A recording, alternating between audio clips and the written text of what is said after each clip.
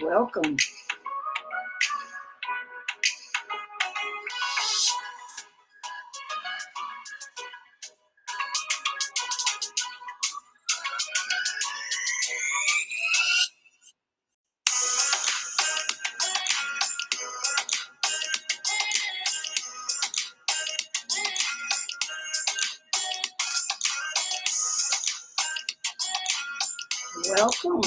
Welcome.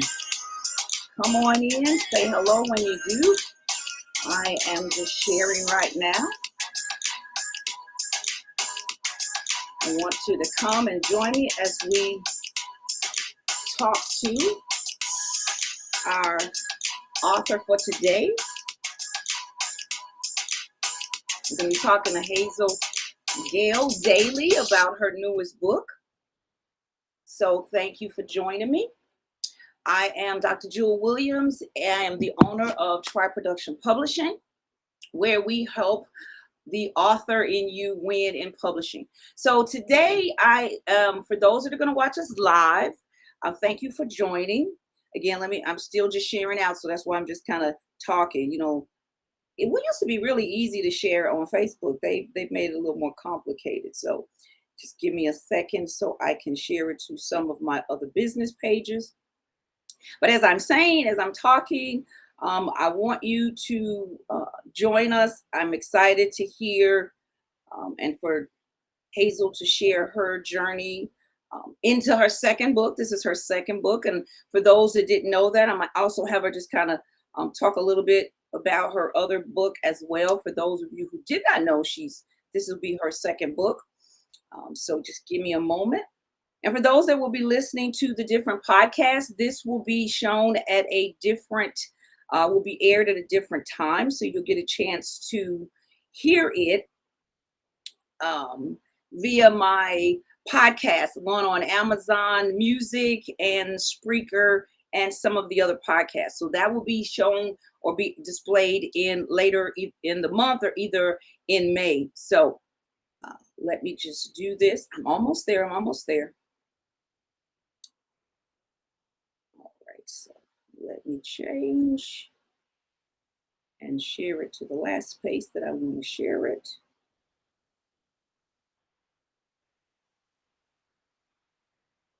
All right. Thank you for your patience. All right. So again, I want to welcome you to today's show. So let me bring on our guest. This is Hazel Daley, and I want her to introduce herself to you. So welcome, Hazel. Thank you so much. Hello, everyone. I'm Hazel Gale-Daley, and I'm here with you this afternoon to share my experiences as a published author with my second book, Give Kids an Early Start with Heart. The first one was a cookbook, a Jamaican cookbook, Cooking the Jamaican Way.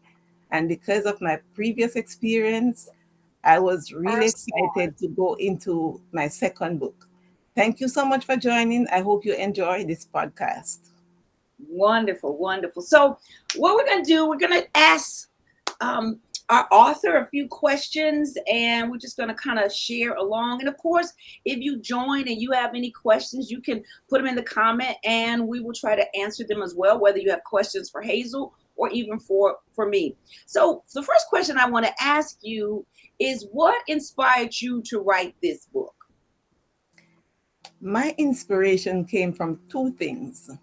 First, my lack of art experiences during my early childhood years and my desire to highlight the importance of art to the development of young children during their early childhood years. And that's really interesting, because so that was your inspiration. And so, a lot of times many of us can be inspired to do something, but how did you then come up with the ideas to put together to make this book? What was your steps in doing that? So the idea came about, as I said before, because I enjoyed my first book. And then I keep thinking about what is going on in the early childhood sector. Mm-hmm. I have attended many workshops. I had facilitated many trainings. I have done several observations in the classrooms, and art has never been something that was given much attention. And being as a graduate student, Mm-hmm. I learned a lot. Mm. So the fact that I learned a lot and I see the importance of art and the fact that I didn't get the opportunity to actually learn some creative art stuff, I decided that I need to do something. As an educator, I need to try to shed some light on the importance and hope that people will pay attention. And and that's really, I mean, that's commendable as well. One of the things that when one of my daughters, she went to school, and her education, she's an educator, and hers is in like early childhood. And so she would tell me often about how she would go to her classes and they would talk about art and creative things. And she would tell them about how we had stuff like Williams Camp. And I had art as part of that program that I did for them, even as kids. Who knew that how important it was? I just thought, everybody as a parent, schools, teachers did all that. So it wasn't until later when my kids became adults that I began to find out that as you were saying, it wasn't so much part or prevalent in all of the education. And so I think that's really noble for you to even bridge this to kind of help those both educators and parents alike. So, what has been the most challenging aspect for you in your writing career so far? I probably could name a few, but I'm gonna let you. I will speak about the ones that stand out. So I have challenges if I see a picture that belongs to another author or a quote. I know that I cannot just take it and use it because it doesn't belong to me. And Right. and sometimes I request permission and I never get a response. But the Lord has helped me to realize I can create my own. So I've been creating my own. It may take a little while to come to tuition. However, when it's all done, it belongs to me. Yeah, yeah. Yes. And that's an interesting point you make. About using quotes, because in one of my books I did need to use like some statistics and stuff, and so it took me some due diligence to finally get to it. But once I was able to get to the source of whose quote it actually was, they just told me they wanted to have me write it in the front of my book a particular way, or when I quoted them a particular way. Now some places charge, so the ones that charged, I didn't use those, but the ones that gave me free permission, I used those and I did quote them. So that's just a good point to bring out to anyone. If you're using someone else's work, don't just put it in your book. You really do need to do your due diligence to either see if you can get them to give you the permission, and hopefully you won't get the silence treatment like Miss Daly did. So, Yes. were there any other challenges for you? Not really, God is good. Yeah, yeah. So then how did you balance your writing demands with your personal life and other responsibilities? Because you're an educator, so you have a job, you have a family. So how did you manage to balance all of those at the same time? So I have a full-time job, Yeah, 9 to 5. yeah, However, I am an empty nester. So there are no kids in the home right now. yeah, And so I find it very easy to balance my writing time. I write when I'm alone. yeah. I always write when I'm alone. I focus a lot more. So I would write early in the morning, very late at night, Hmm. and sometimes during the day. And information just flow easily. Whichever time I sit down to write, information just flows. And that's really good. And really, when you think about that, like I'm in the same boat with you. All of my children are grown. I still have one that hasn't left the house yet, but basically I don't have to take care of her or take her anywhere. She's an adult. But I have the flexibility to write. So like for somebody who's writing that has small children, your standards still will work in the sense that you just got to find the time that works for you. Maybe you have to get up earlier when your children are sleeping, or maybe once you put them down, you can write at night when it's kind of quiet, less stress, less worrying about the phone ringing or those kind of things. So you just got to really find what works for you. Yes. So can you describe how was your writing process like from start to finish? Did you have any specific routines, or was there a certain schedule you followed? I know you mentioned that you kind of, whenever you sit down and write, it was flowing, but did you try to set up you some particular specific routines? My writing process is very simple. I go about writing whatever comes to mind. I write on paper. I just keep writing it on paper and keep putting it down. Then when I have completed my first plot, there are three plots in writing. You can also call it the beginning, the middle, and the end. So when I finish my first plot, I treat all of them the same.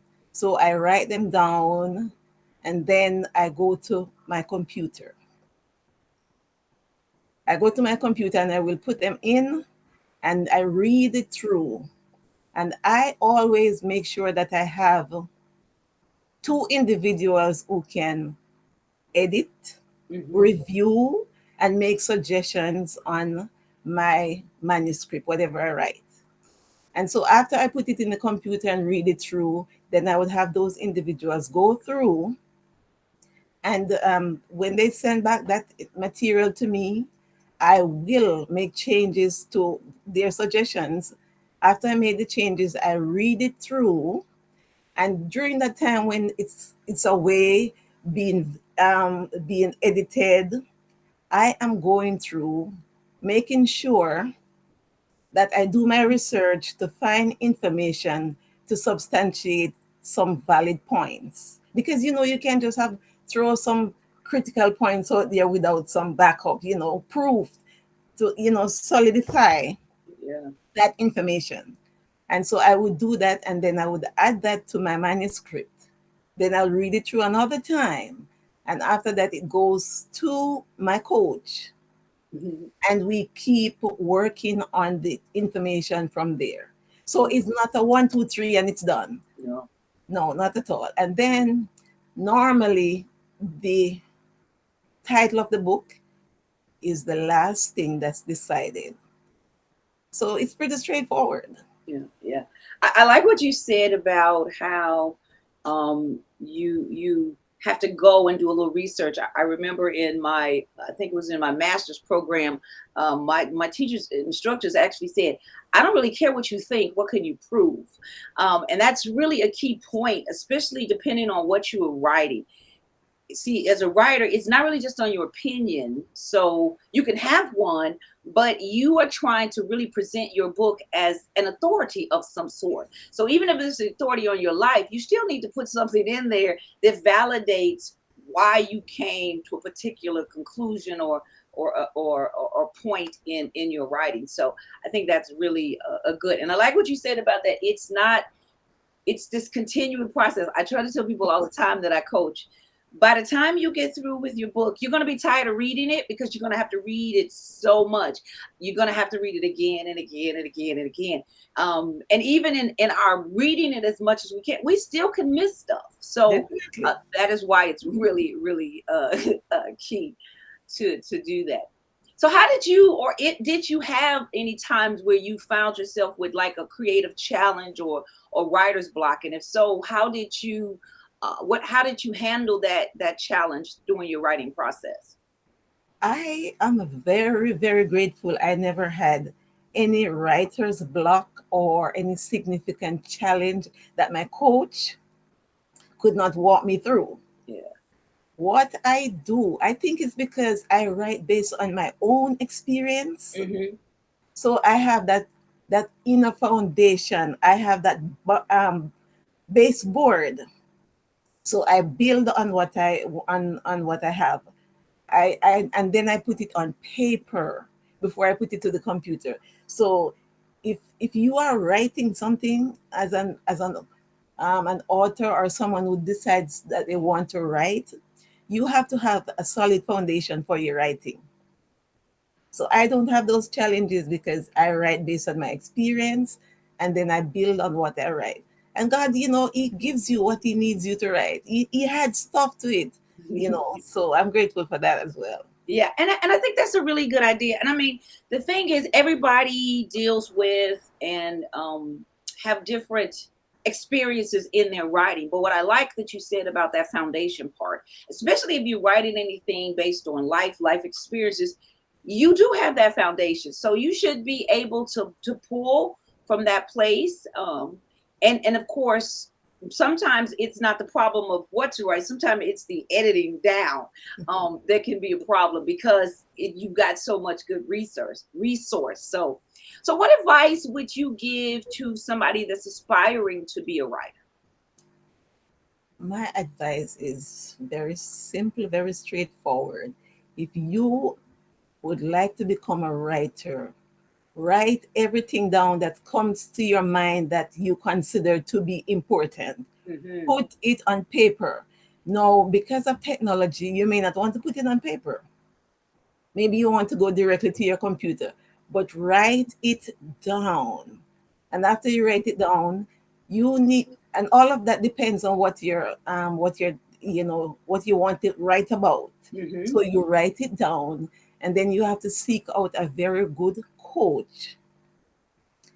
Find a good coach, and then you need to find at least two individuals who are trained or certified or have experience in the area that your topic is in. That's good.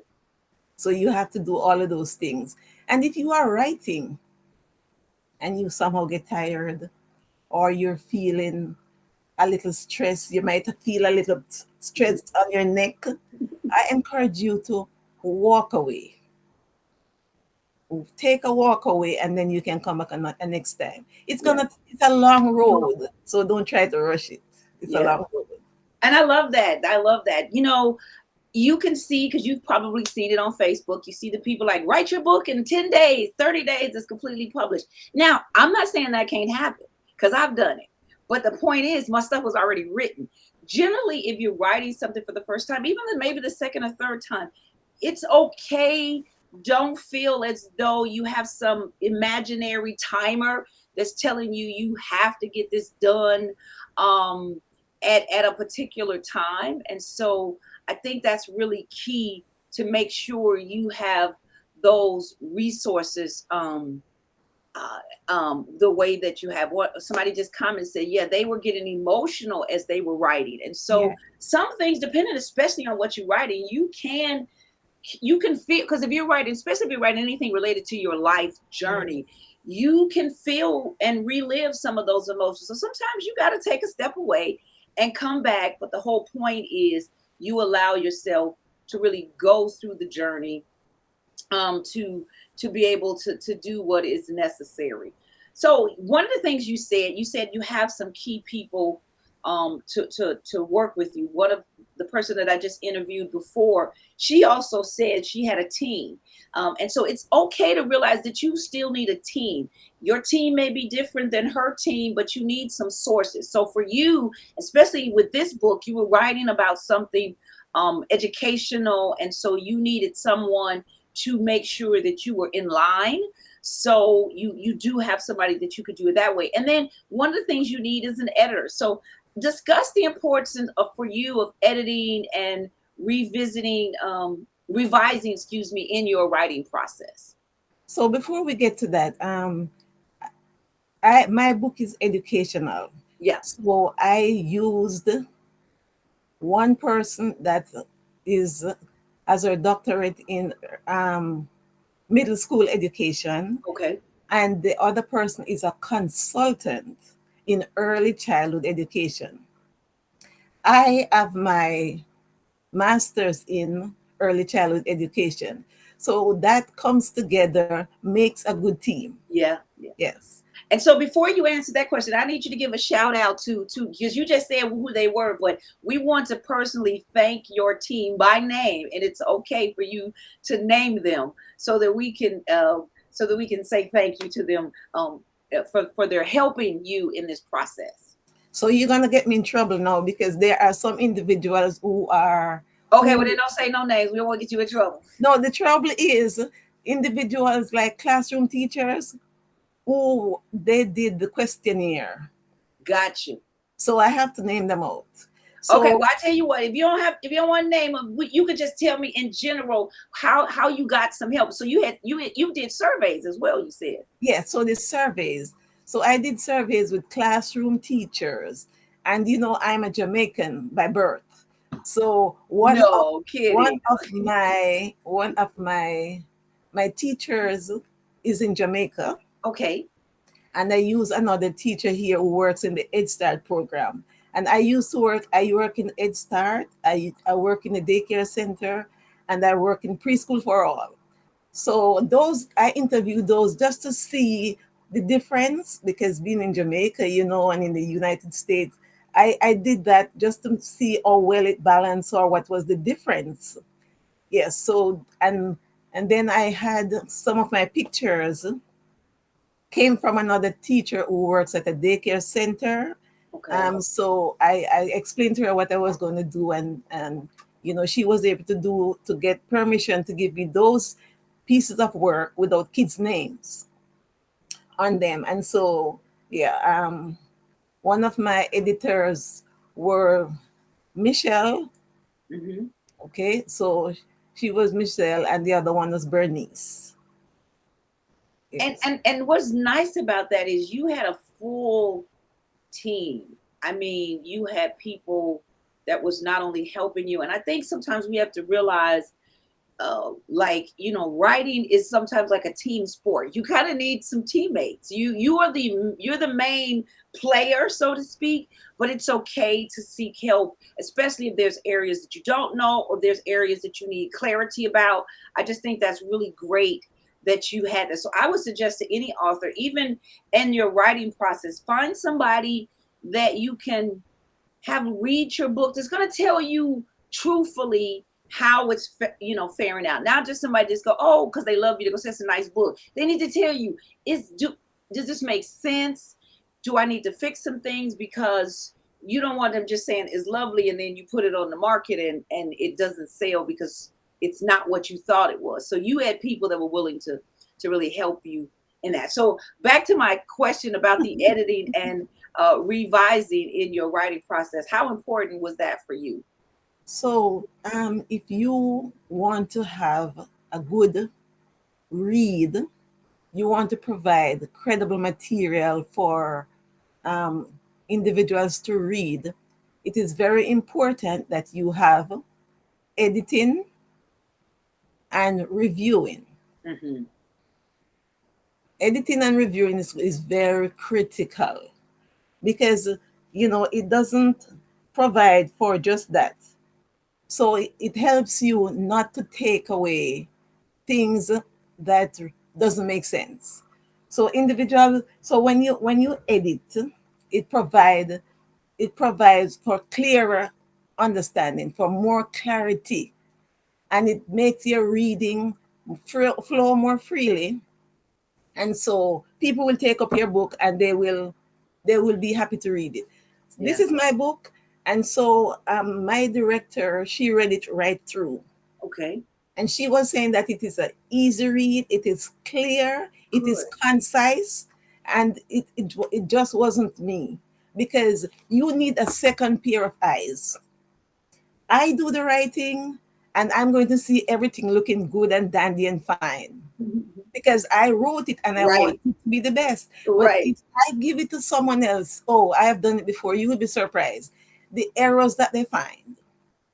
And another thing, you have to be willing to take criticism. If you get offended that easily, you're not going anywhere. You have to step back and say, and be submissive, because we don't know it all. And without those editing and revising by other individuals, who are knowledgeable about your subject area, you can be in trouble. Don't just write it and put it out there. Get editing and revising. It is very critical for any piece of writing which you want people to pay attention to, capture the eyes, read easily, flow easily, and grammatical error free. Yeah. That was really some excellent advice because I don't know how many times I have to tell people to edit, edit, edit, edit, edit, edit, edit, edit, edit, because people tend to feel like, well, this is my work, it's my baby, so to speak, and it's perfect. Well, the idea may be perfect.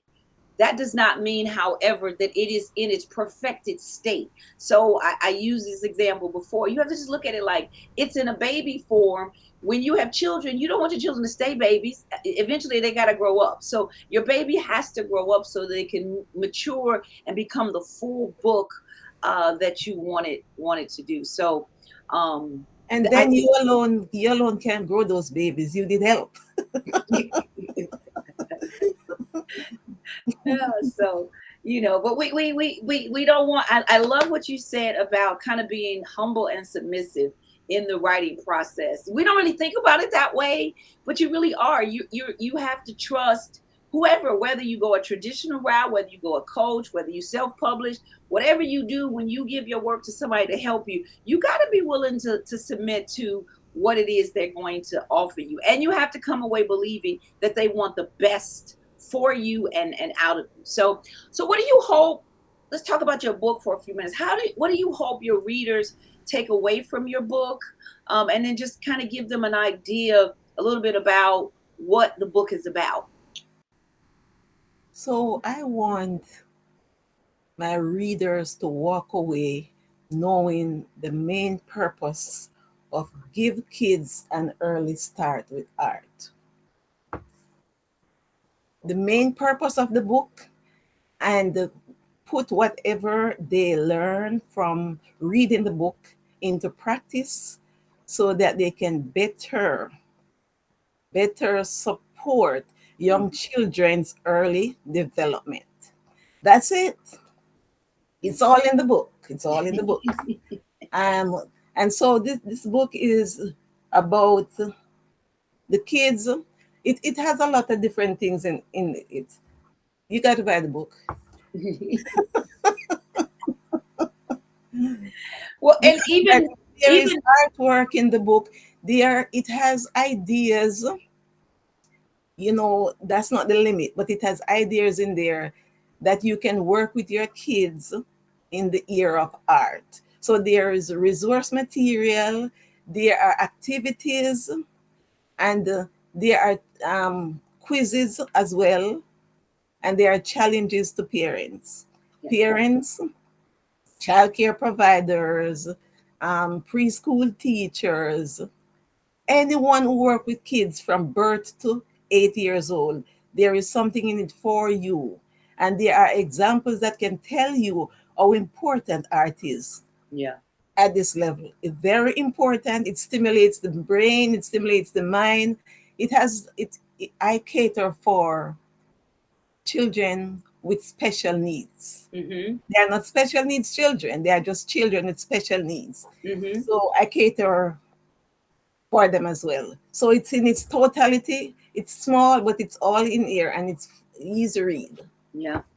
And I think that's what was really interesting. Even just as your coach and reading through it, there was some things. It was places that I was like, oh, I did that. But it's, as a parent, sometimes you look at a kid's artwork and you don't necessarily look at it as anything other than they scribbled on a piece of paper type of thing. But even in reading your book, it gave some understanding to where they are, what that journey is. So I think it's good in that regard, in terms of helping out somebody understand what all of that looks like, and then also supporting the child in the process. So I think that was really one of the key things that I thought about when I read your book. So one other thing rather is like was helping coaching you. So what was the benefits of for you of having a writing coach? How did that benefit you? Helped me stay on track Mhm.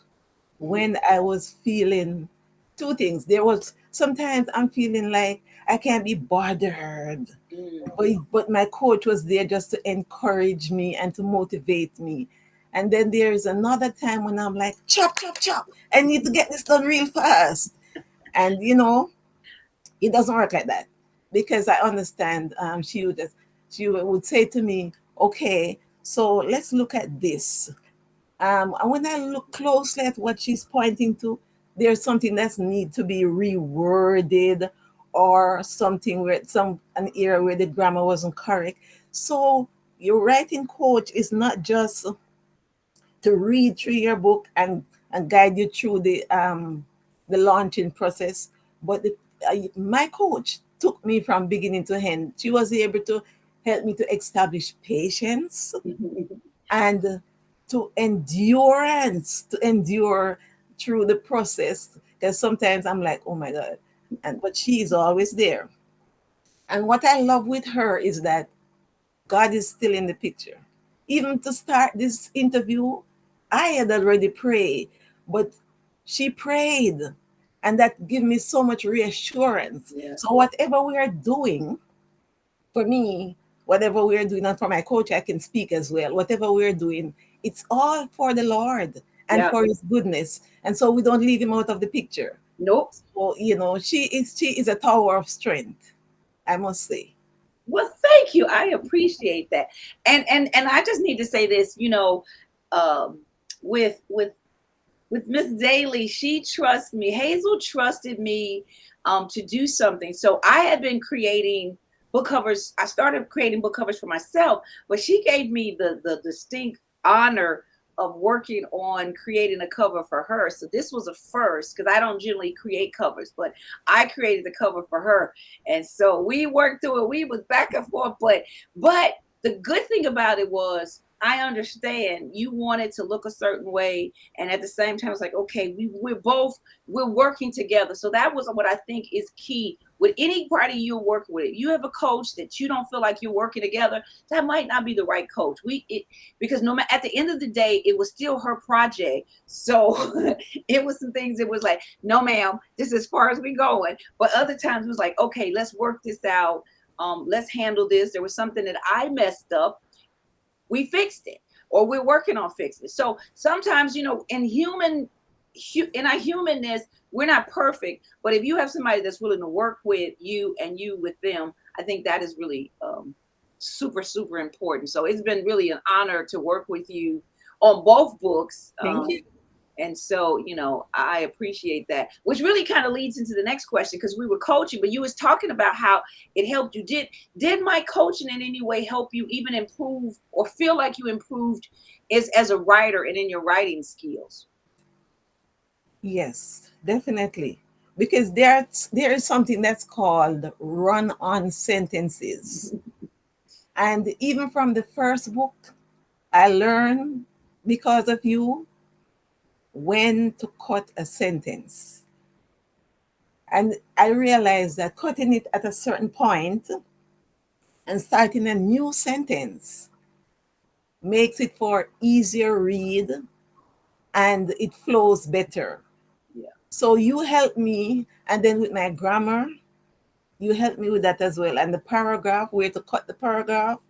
So it's hard for me to pinpoint everything, but Sure. I just want to say thank you for all that you do, because sometimes you keep going back and forth. I'm like, I would want to stop.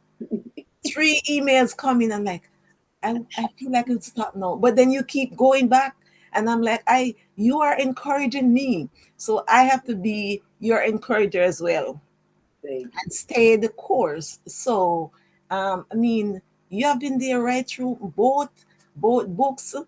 You have been a support. It's hard to write or say one thing that you work with, because you you come with me along the entire journey. you. That's so And you beautiful. promised that. That's what you promised. Yep. We'll come with you along the entire journey, and you did. Yeah. Yeah. And sometimes I wonder when I would email you, I'm like, what is she doing? You answer right away. It doesn't matter what time. Even last night, it was after 9, and I sent you an email, and I'm like, when I look, you had already answered. So she's at your beck and call. And I don't know if that's the pastor part of me or not. It's like, oh, but people need me, so let me reach out and help. Now, see, I don't want people to watch this and think, okay, this was just a, let's praise Jewel. No, no, really, what I'm trying to help you see why it's important not to go on this writing journey by yourself. Whether you use me as a coach, somebody else as a coach, you want to find somebody that you feel like is going to really handle your work and cherish it as much as you do. And so for me, that's what I did. I tried to say, okay, this is valuable to Hazel, so I want to put some value behind it in terms of time and effort, and those things. You kind of really answered this next question when you talk, which is, what were some of the common challenges or things that I helped you. You were able to overcome in the process.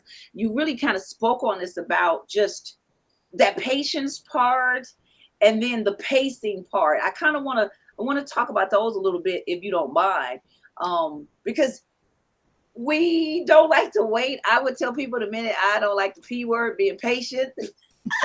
So how did you allow that, our working together, to help you even to pace yourself and to stay patient in the process? I'm not trying to overstate this, but is your approach. Mm, And people watching and listening, this wasn't pre recorded or pre planned. yeah, So I'm letting you know it's your approach or tone and overall just our general um, demeanor.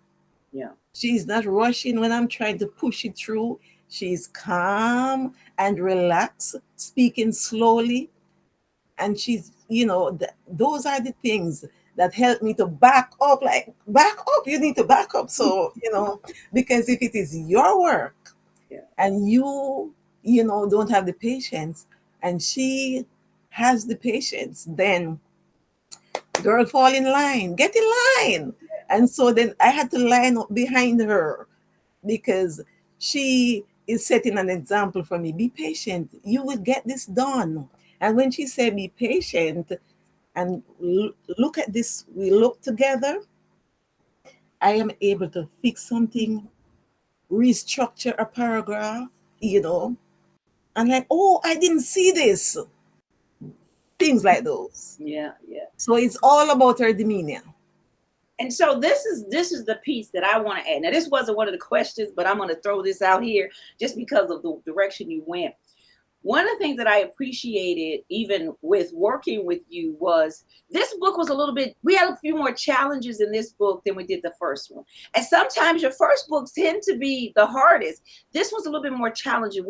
We had, well, first, some of the challenge was because she trusted me to do the cover, so we had a few challenges there.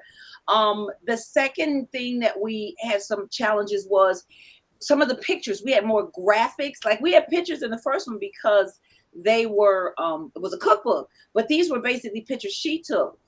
Some of the pictures, I don't know, for one reason, one of these little pictures, it was doing its own thing. It wouldn't show up. It did some crazy stuff.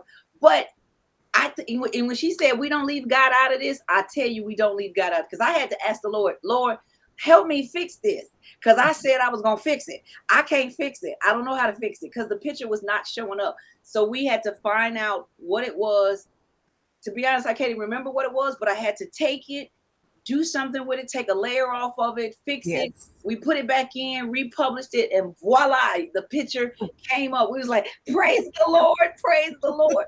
But I said that because she did. Now, I don't know what she did at home. She didn't say it to me. She didn't say why you messed this up. She didn't blame me for stuff that wasn't, a certain way.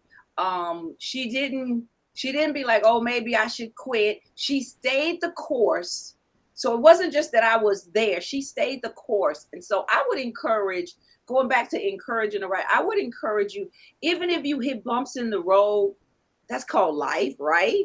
So Yes. you just kind of keep moving forward, because at the end of the day, what did we say? We had determined together that we was going to finish this. So how did you kind of deal with those sort of bumps in the road like that? After we work on some things, I just trust you.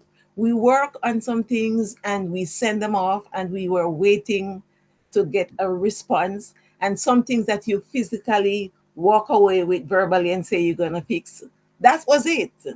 I just left it right there until when I hear from you again and we come back on the computer by Zoom or something. I never take it with me. I left it right there and I walk away. And then when we connect again, that's when I pick it up.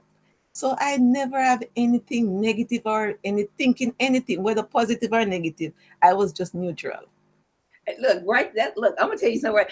Look, I know we're talking about this book. That's a preach moment right there. Don't you know, sometimes we be like, Lord, help me, help me, help me. And he said, okay, put it in my hand. We too busy trying to hold it. We need to do that. We need to put it down and trust the process. Because that's really what you were doing. You were putting it in my hand to trust the process. The only difference is there's some things, because there were some things I had never experienced before. So we had the bumps in the road together. But because I've done this enough time, I just believed it's not going to be a permanent bump. We're gonna get through this, and we're gonna make it through. So, what upcoming projects do you have in the works? Oh, I must say I am very grateful to God for walking with me on this journey. I say to God be the glory. He has not allowed me just to write one book, but He has given me the desire to write another book. So I have done two books in two different areas. One is a cookbook, and the other one is an educational book. And so right now, God is good. I am actually working on three manuscripts, three independent manuscripts. I don't really know. We this it's just God. Because if someone should ask me, "How did you think about and just start?" I don't know. He just gave it to me. So I'm working on three manuscripts right now, and with the help of God, I will be able to complete them. So for now, that's all I'm going to say. Yeah, yeah. What I would encourage you all to do: stay the course, stay focused, stay connected, because there's much more in store. Thank Yes, you. yes. Well, I want, again, she's got two books. With the one we were showing today is the book here. I'm just going to move her out of the moment for a minute so I can show you the book. The link will pop up in the comment section. It's Give Kids an Early Start with Art. Really, just some great details for a parent, for a caregiver, if you're doing a daycare, anything like that. Just a great information that you can use. And if you look her name up, you'll find her also. It's Cooking the Jamaican Way, correct? And so that book, in that one, she tested out some of the recipes. Some of the my daughter and some others tested those out. So these were some good opportunities for you to be able to test out what it was she did. So again, the information is in the comment. If anybody wants to get that, you can get her book on Amazon. For those that will be listening, her book is on Amazon, and it is Give Kids an Early Start with Art. And you can either Google her by her name, which is Hazel Gale, the dash Daily. So it's Gale Daily, and you can also get that book for her from her. And it's a very reasonable price. What is it, like $15.99? Yes, yes. Very reasonable price, very great information. And so, um, did you have anything else that you wanted to final thoughts or comments? I just want to say it has been great working with you. And I also want to say I really appreciate those who have joined. And if you purchase the book and you have a question, I'm available. you can get in touch with me. I think my email address was, you want to put it in the chat? Yeah, yeah, you can put it in there, and then Yeah. yeah, so that is really great, and you can get the book, and even if you don't hear, you can always come back, because people have commented on in my inbox me, be like, hey, I would like to get in touch with the author. You can also do that as well. So I am excited that things are going well on the journey. I'm praying that not only does this book do well, but that every opportunity for writing that you do, that the Lord blesses you and you're Thank you. able to see that go to the fullness of what it is you are trying to do. And if we have any authors that come by or say, well, maybe I would like to coach, you can also reach me at Dr. Jewel Williams at publisheddivision.com. That's Dr. Jewel, Dr. Jewel Williams, all one word, at publisheddivision.com. So you can also email me there if you would like more information about Hazel as well. So thank you for joining us, Thank and you all. have a good rest of the day. It was my pleasure. All right. Bye bye. Bye bye.